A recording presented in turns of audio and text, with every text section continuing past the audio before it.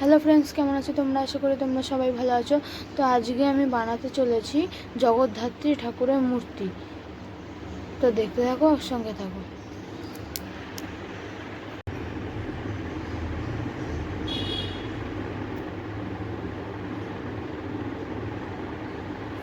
এই দেখো, এবার আমি পা বানিয়ে নিয়েছি। তো এবারে এই পাটা এখানে লাগিয়ে দেবো।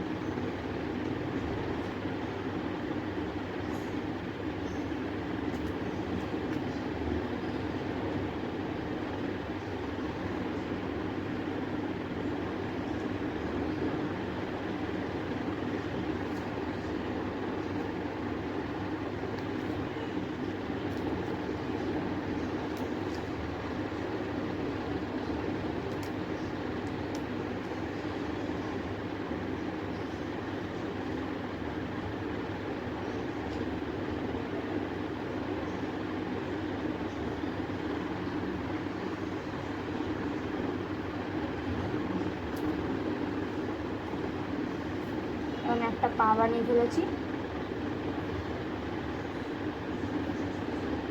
এবার পরের পাটা বানিয়ে আমি আবার দেখা করছি।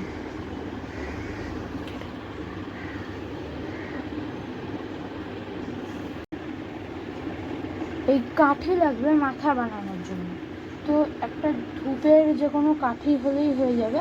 ধূপের কাঠি আমি এখানে অর্ধেক করে নিয়েছি। এই ধূপের কাঠিটা অর্ধেক করে এই গলার এইখানে ঢুকিয়ে দেবো। এখানে একটু জল দিয়ে করে দেবো।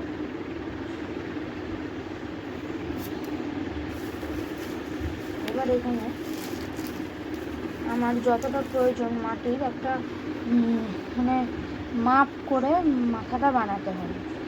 একদম ছোট মাপ, এইরকম এটাকে একটু জল দিয়ে করে নেব। এরকম হয়ে গেল। আমি একবার মাথাটা বসিয়ে দেবো। আর একটু যদি বড় করতে হয় তাহলে খুবই ভালো হয়। এইরকম দিয়ে নিলাম। এবারে করলাম, আমি এখানে টানা চোখে জগদ্ধাত্রী ঠাকুর বানাচ্ছি, তাই জন্য মুখটা একটু এরকম টাইপের, মানে যেরকম গোল মুখ হয় সেরকম মুখ হবে না, একটু একটু এরকম চওড়া টাইপের। তো এরকম হলো। এখানে একটা চোখ করার জন্য, এখানে চোখটা করার জন্য আঙুল দিয়ে এরকম করে নিতে হবে। এখানেও ঠিক তাই, দুটো করে নিয়ে এবারে নাক বানিয়ে নিতে হবে। একটু মাটি নিয়ে বসিয়ে দিতে হবে নাকের মধ্যে। তো এই নাকের এইখানে আমি বসিয়ে দিলাম।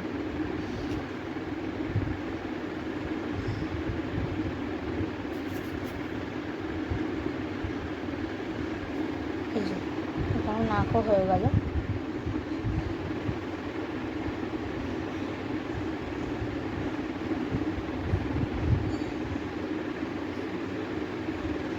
আমি এই বডিটা বানানোর সময় ভিডিওটা করতে পারিনি, এখন যে দেখাচ্ছি সেটা।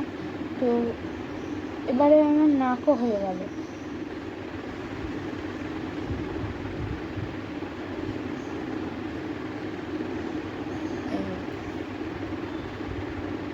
হয়ে গেল। এবারে এখানে মুখটা, এটা যেহেতু ছোট ঠাকুর ওই জন্য মুখটা বানাতে অসুবিধা হবে, তাই জন্য আমি মুখটা এমনি কাঠি দিয়ে ডিজাইন করে দিই। এখানে আর একটা কাঠি নিয়ে এবারে এই জলে ভিজিয়ে এখানে মুখটা ডিজাইন করে দিতে হবে। জলটা একটু মুছে দিতে হবে এখানে, নিয়ে তারপরে ডিজাইনটা করতে হবে।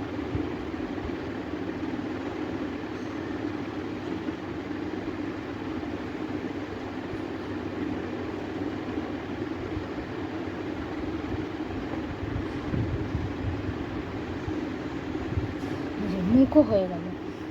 এবারে নাকের এখানে দুটো ফুটো করে দেবো। এখানে একটা করে দেবো, যাতে নট টট পরানো যায়। এবারে চোখের ডিজাইনটা আমি এখন করব না, কারণ চোখের ডিজাইনটা করতে হবে, মানে ডাইরেক্ট কালার করবে না। তবু এখানে একটা করে রাখলে ভালোই হয়। আমি করে দিচ্ছি, এখানে একটা করে দিচ্ছি। চোখের ডিজাইন আমি করে দিচ্ছি।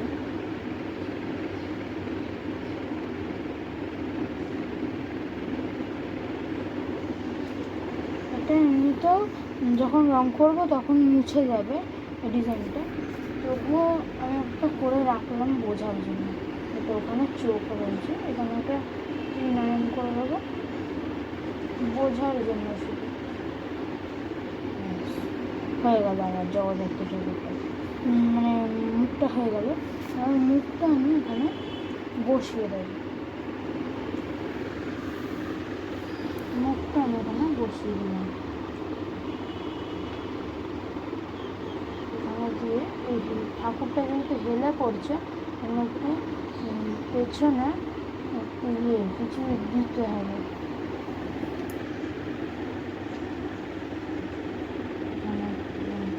মাথার এইখানটা একটু জুড়ে দিতে হবে জল দিয়ে। তো আমার জগদ্ধাত্রী ঠাকুর বানানো হয়ে গেছে, এবারে আমি রং করব।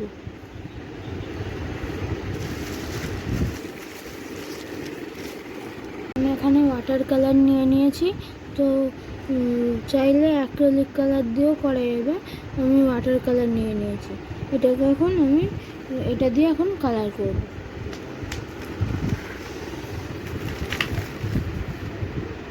তো এবার আমি এই হলুদ কালারটা ঠাকুরের উপরে করে দেবো।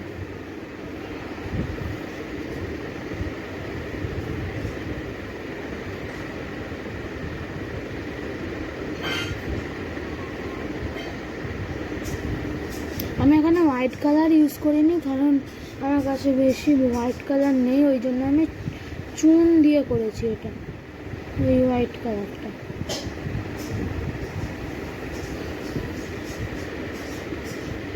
মুখে এই জায়গাগুলো আমি হলুদ করে দিলাম, আর এই উপরের অংশগুলো বেশি করলাম না, কারণ এখানে চোখ মুখ আঁকতে হবে, তাই জন্য এখানে কালো দেওয়ার আগে আমার সাদা কালার নেই বলে ওই জন্য আমি পুরো হলুদ করছি না। তো হয়ে যাচ্ছে, তবুও আমি না করার যতটা চেষ্টা করছি। এইখানগুলো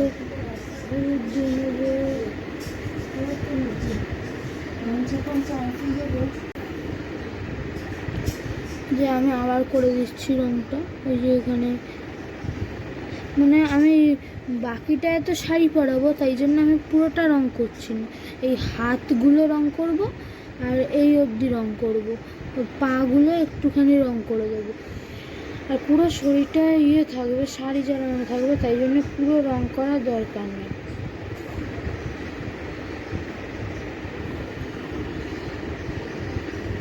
অল্প অল্প রং নিয়ে উপরে করে দেবো।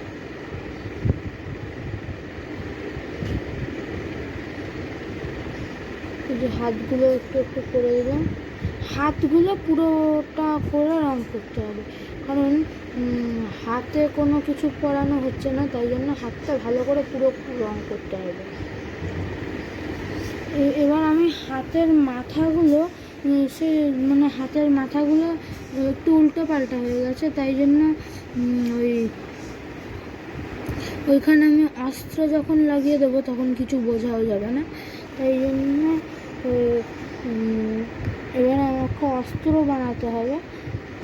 তো অস্ত্র বানানোটা আমি তোমাদের পরের ভিডিওতে দেখাবো, আগে আমি এইটাকে করে নিই, তারপর দেখাবো।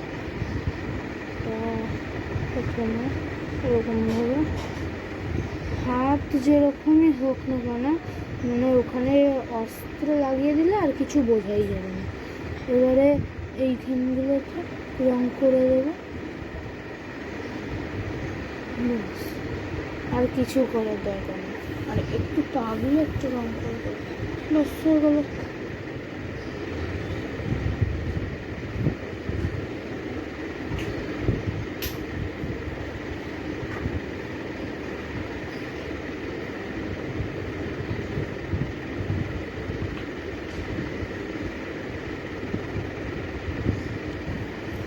এই এই মাথার এই মাটির যে মুকুটটা দিয়েছি সেইটা ওই দিতে হবে, কারণ এই যে মুকুটটা আমি পরাবো সেই মুকুটটা যাতে ফিক্সড হয় তাই জন্য দিতে হবে এইখানে। এবারে আমি এই রঙটা শুকোতে দিয়ে এবার আমি সিংহের মুখের রঙটা করে নেব।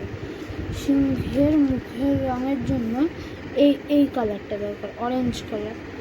তো এই অরেঞ্জ কালার দিয়ে আমি আগে সিংহের মুখের রঙটা করে নেব, তারপরে হাতির মাথার রঙটা করতে হবে।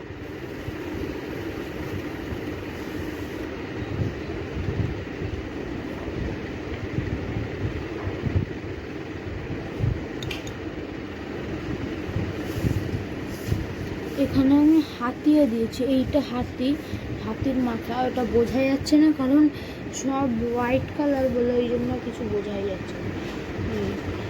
এখানে এবার মানে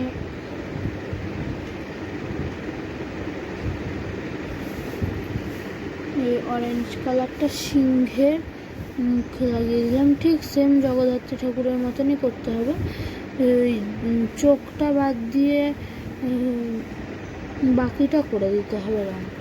এটা ধরে নিতে হবে কারণ পেছনে কোনো সাপোর্ট নেই বলে ওই জন্য ধরে নিতে হবে, সাপোর্ট না থাকলে সব ভেঙে পড়ে যাবে।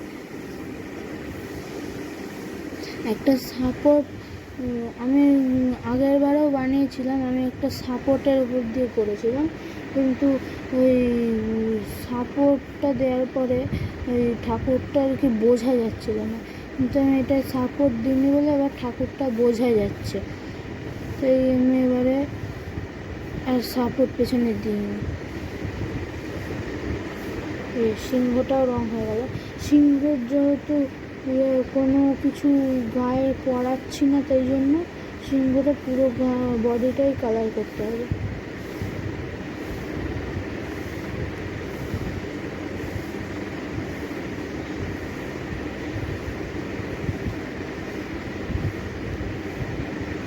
এমনিতে তো মা জগদ্ধাত্রীর এই শাড়ি পরাবো বলে পুরো এই সিংহ বডিটা ঢেকেই যাবে, তবুও আমি করে দিচ্ছি এইখানগুলো। এই পাটা দিয়ে রেখেছে হাতির মাথার উপরে, এইটাও করে দিচ্ছি, ব্যাস হয়ে গেল, সিংহ হয়ে গেল। এই যে এইরকম। তো এই ঠাকুরটা রং করা হয়ে গেল। এবারে এগুলো একটু সকালেই আমি এগুলোর উপরে এবারে চোখ মুখটা এঁকে ফেলব। তো তার আগে আমি হাতির মাথাটা এঁকে ফেলি, মানে রংটা করে ফেলি। এই যে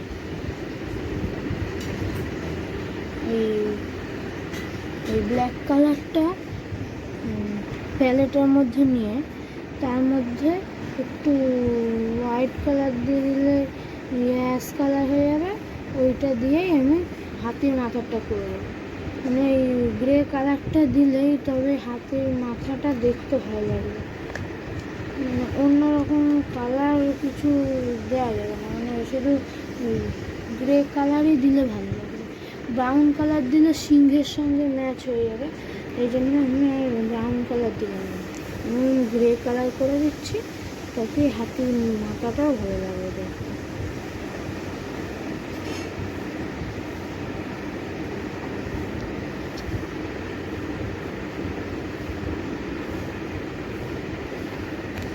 হাতির মাথাটাও আমি এই বড় তুলে দিয়েই করবো।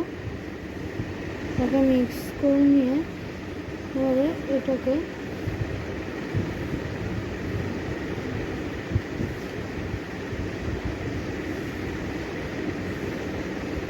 এই যে এই গ্রে কালারটা, এটা দেখে মনে হচ্ছে ব্ল্যাক কালার কিন্তু এটা আসলে গ্রে কালার, মানে এটা অনেকটা ব্ল্যাক হয়ে গেছে বলে এই জন্য একটু ব্ল্যাক ব্ল্যাক লাগছে। এটা গ্রে কালারটা দিয়ে দিলাম। এই যে হয়ে গেল। পায়ে লেগে গেছে বলে জন্য পাটাও আর একটু হলুদ কালার করে দেওয়া যাবে। হ্যাঁ, হলুদ কালারটা একটু করে দিতে হবে।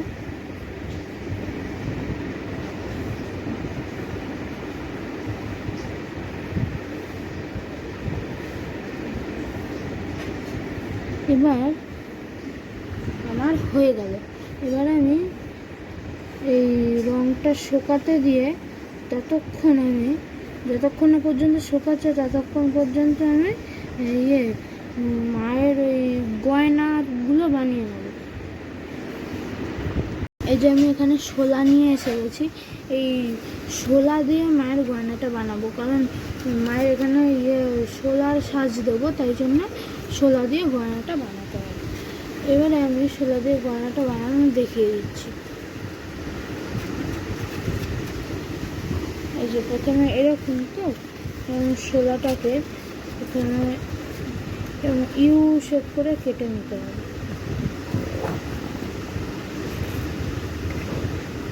তো এর মধ্যে আমি একটা পেন্সিল দিয়ে ড্র করে নেবো আগে, তারপরে এটা করতে হবে।